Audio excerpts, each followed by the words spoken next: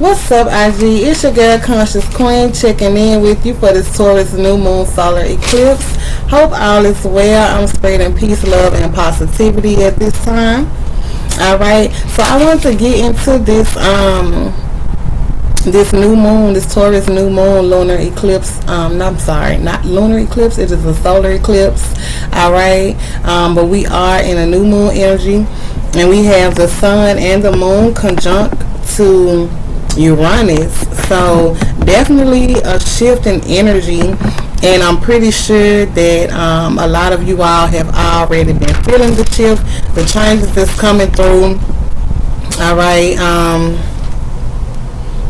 Yeah, we're already kind of seeing this energy. I know for me, I'm kind of shifting myself with this new moon energy being in my first house, with me being a Taurus North Node. Yeah, in my first house. So definitely some changes underway for me as well. So yeah, we have Uranus. We have Uranus in the sextile with Mars.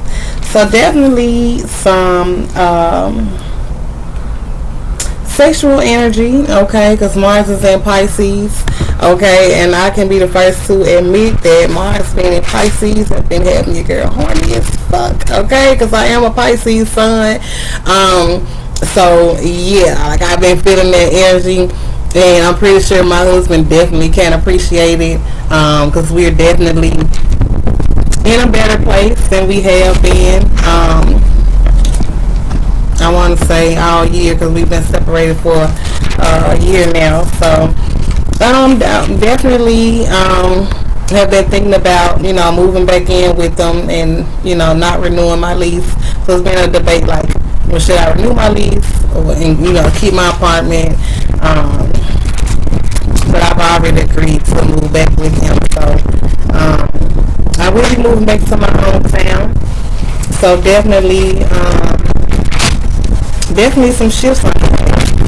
I'm gonna miss my friends and my hood, but it's some shifts that is happening for a reason. Things happen for a reason. So I wrote down a lot of things, but I really feel like, I don't know, what I hear. My lighting is not that good in the house, so I was like, you know what, I'm gonna just go outside, and I'm gonna do it from outside so I can get a better light. But yeah, Mars is sextile the sun and the moon, and it's illuminated energy. It's illuminated energy, but that's also hidden energy. Alright. Mars in Pisces could also be addictions. Alright. Please remember that Mars in Pisces could also be deception, drinking and drugs, and with the sun and moon being in Taurus, that could have an effect on finances and security as well. So definitely something to think about with that Mars and Pisces energy. I also feel with this Jupiter Venus energy, I feel this energy is very sacrificial.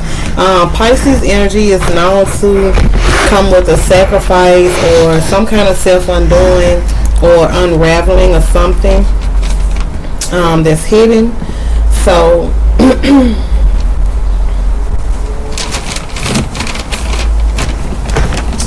yeah, we also have the true node in a sextile to Venus. Venus is in a sextile to Mercury. Jupiter is in a sextile to Mercury. So we do have communication, very romantic energy. With Jupiter being sextile to Mercury, we could be kind of overdoing it. Neptune sextile to Mercury, we could be kind of like boosting up their ego a little bit, kind of being over dramatic a little bit. But otherwise, this is a very romantic energy.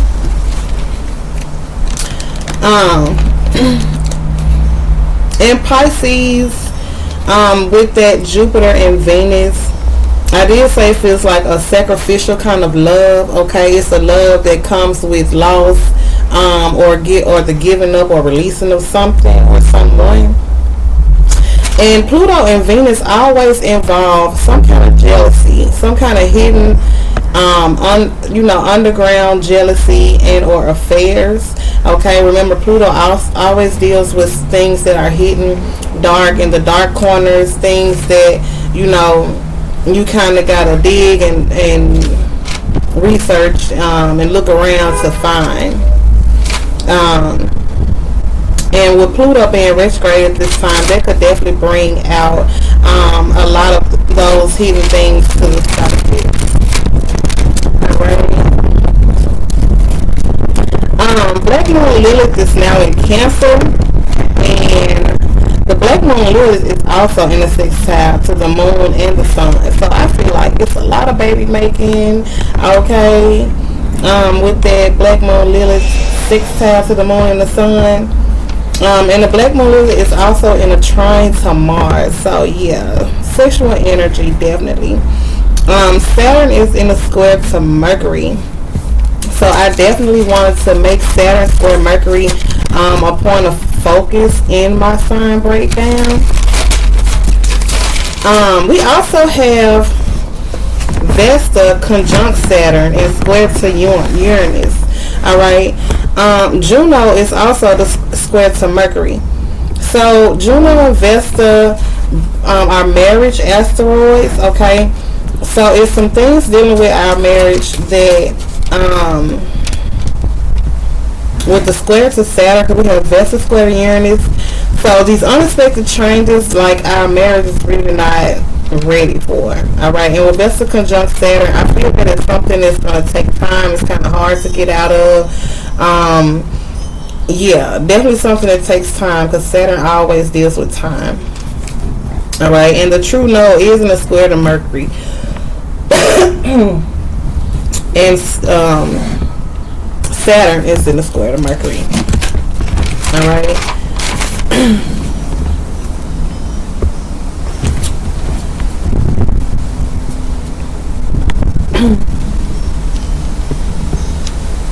Mars sextile the Sun also brings a lot of clarity.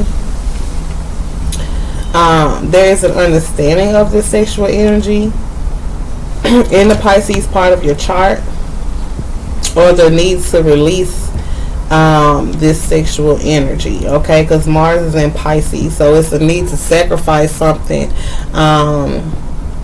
Because and Pisces also is a hidden, secretive, silent kind of sign. So with Mars in Pisces, sextile the Sun, it's a need to release something, heal something, or let something go, or make a sacrifice for. Alright, but Mars sextile the Sun brings that illumination. But with the Moon there also are some things that are kept quiet. This also feels like an intuitive understanding with Mars being in Pisces. So definitely is a hidden energy, a silent energy. Well, Black Moon Lilith trying to Mars, the first thing that came into my mind was, is she sexy in your dreams? Does she fulfill all of your desires? Do you fantasize of another man or woman when you're with your mate? Like, those were the kind of things that popped up in my head with Black Moon Lilith being in a trine to Mars. And because Black Moon Lilith is in a square to Jupiter, so it's like something that feels dirty, that feels nasty, but it's like, she was the dark sexual goddess, and I also feel with Black Moon Lilith square to Jupiter, it's a denying oneself of their dark feelings and desires, feeling dirty. So that was what I wrote.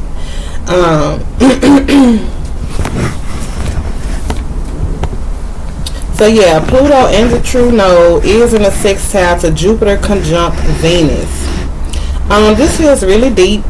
As always, these are outer planets. Pluto is an outer planet that really digs deep, and the true node is a true purpose. Okay, it's the North Star. Alright, and everybody knows that you're supposed to follow the North Star. Okay, but with Pluto with Pluto being in a sextile to the true node, this is something that definitely has to be reconstructed. Okay, it's a part of a higher purpose.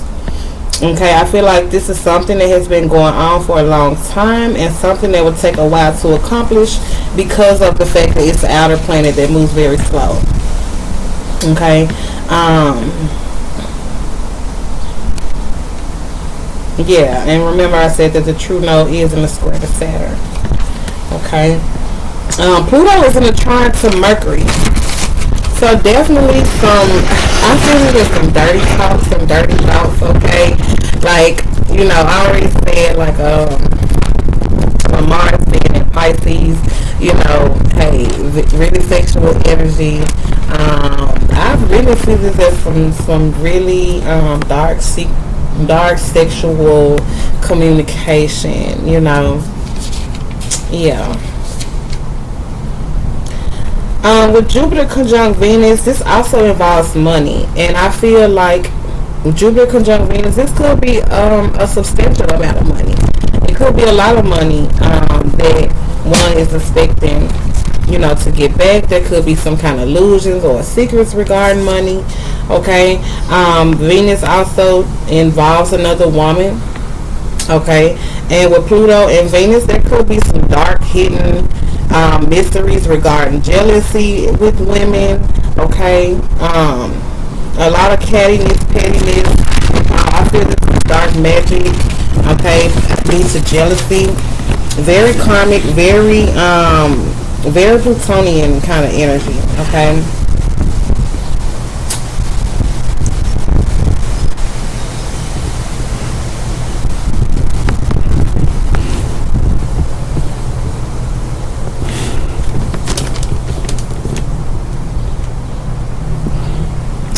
So,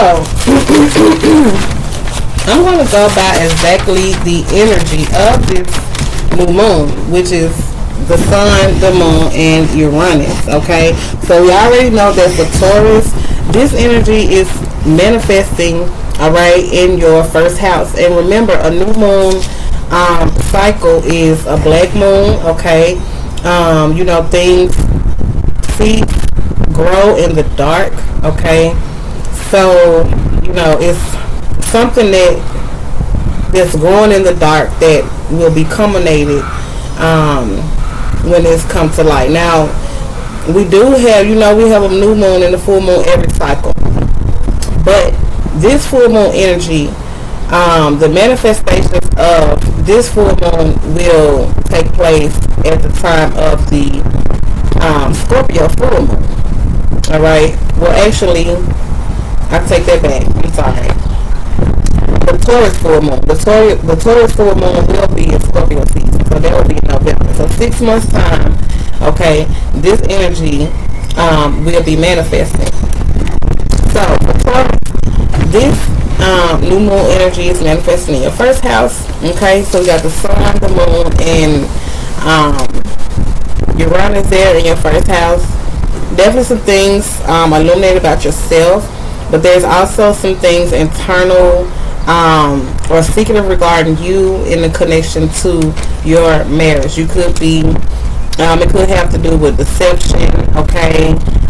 Secrets, you could be the one that's being, I also feel like with the sun and Taurus, it could be something dealing with you and your financial security, you as an individual and your finances versus that of your partners.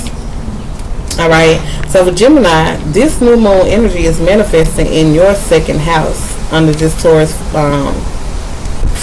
new moon energy. And no, I'm not going by the chart or ascendant sign. I'm going by the energy of the Taurus new moon.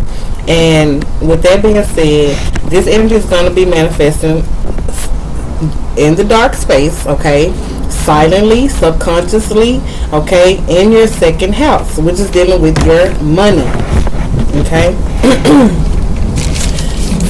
Cancer, this Taurus new moon energy is manifesting in your third house, dealing with your siblings, travel, okay. You could be traveling, communicating a lot with your siblings, people from your past, from your childhood.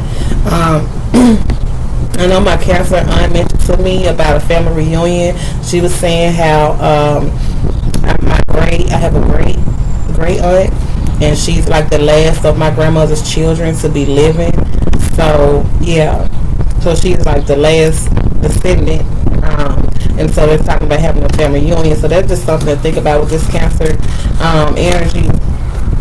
So yeah, according to the Taurus new moon energy, this energy for Cancer is happening in the 3rd house. Could be meeting a lot of people, could be doing a lot of communication, social media, okay, a lot of networking, yeah, things of that nature.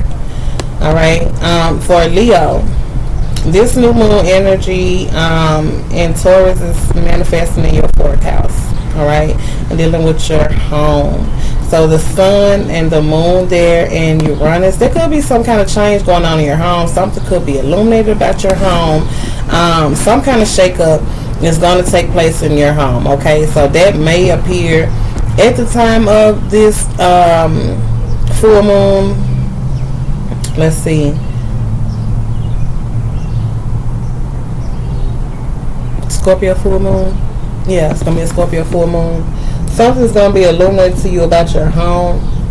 Alright, but with the moon there, it's like still something hidden, something that you're not really communicating. Something secretive going on in your home, but definitely a shakeup going on in the home for Leo. Virgo, this new moon energy is manifesting in your 5th house. Could be dealing with children, okay? Some Virgos could get pregnant this month, all right? But something is manifesting, Virgo, with your children. The sun and the moon here, as well as Uranus, there could be some kind of change with your children, some kind of shakeup, okay? With the sun being there, the focus is on your children, but with the moon there, there's something hidden about your children, or something that's not openly said or expressed. So that may manifest for the Scorpio full moon. Okay, and be mindful, we also have a Scorpio lunar eclipse coming up too. So yeah, something about your children. All right, now Libra, this new moon energy is manifesting in your 6th house. This is something dealing with work. All right, could be a new job, something going on at work, or it could be something dealing with your health, or something preventing you from working. Okay, so whatever it is, it may manifest at the time of the Scorpio full moon, but whatever it is, Libra, this new moon energy is, growing in the dark in your 6th house. All right, Scorpio, this new moon energy is manifesting in your 7th house. So with the sun here, the focus is in your 7th house. But with the moon there, there's something hidden in your marriage. Alright, so the moon in your 7th house, there could be some concerns about your marriage. There could be some things that, like marital issues that you're keeping hidden, that you don't want to reveal or talk about. Something secretive going on in the marital aspect. But when Uranus there's about to be a shakeup in their marriage. So this may culminate at the time of the Scorpio full moon. And be mindful, we also have a Scorpio lunar eclipse coming up as well. So that's something that we'll talk about later. But for you, Scorpio, with this energy being in your 7th house, and then a Scorpio lunar eclipse, there could be some things that you're releasing to heal your marriage. All right, or something illuminated about your marriage. Okay, something that was hidden, because the lunar eclipses deal with crisis, change, things that's been happening underneath, behind your back, secrets. The moon energy is very unpredictable and it's hidden. All right, so Sagittarius, this new moon energy is manifesting in your 8th house. All right, so The sun here, Sag, is focus on your joint finances, your partner's money, okay, codependency issues, all right. And with the moon there, something hidden with the moon in the 8th house. There could be some deception regarding joint finances, secrets, because the 8th house is a house of secrets. The 8th house is a house of like sexual secrets as well.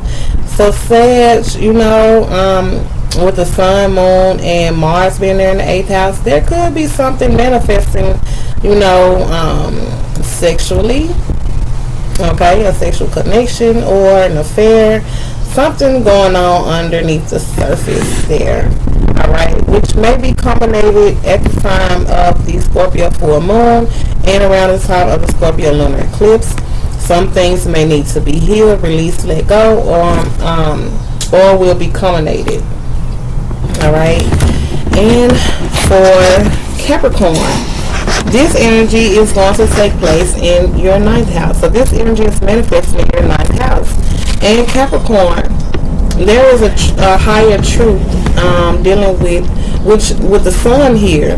The sun in the 9th house. There is a higher truth here, okay?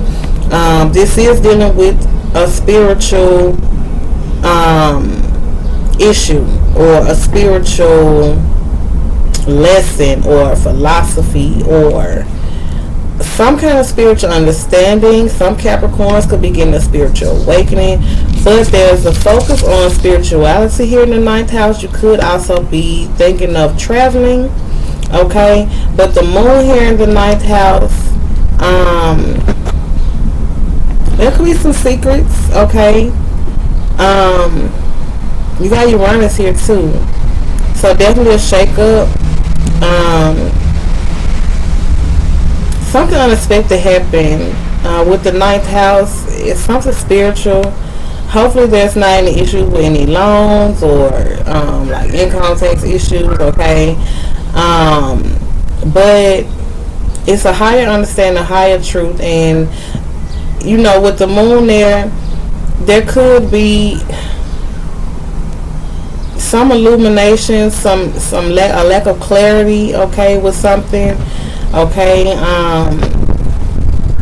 or something that you're keeping secret, but it's related to travel, okay? So Capricorn, this 9th house energy for you, this higher truth could come out at the time of the Scorpio full moon, okay? A need to release and heal, let something go, all right? When it comes to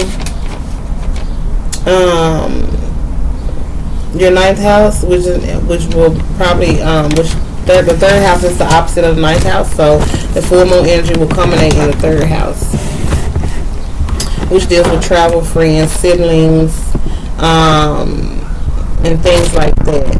And with Venus and Neptune here, like I say, there could be some illusions of deception with money. I really feel that with this Venus and Venus conjunct Jupiter, yeah, I definitely feel like there's some kind of deception dealing with money. But the 3rd house definitely deals with some childhood issues, and definitely something with your siblings, okay? So for Aquarius, this energy is seeding in your 10th house, okay? This is dealing with your career, your reputation, how the world sees you, your status, also something dealing with parenting. You could be the father or the primary parent, a single mother, you know, with an absent father, not being in the home, something of that nature, all right? But so whatever this is, this sun is a focus here in your 10th house, and you have the moon here as well. So there could be something hidden there with the moon in Aquarius, with the moon in your 10th house.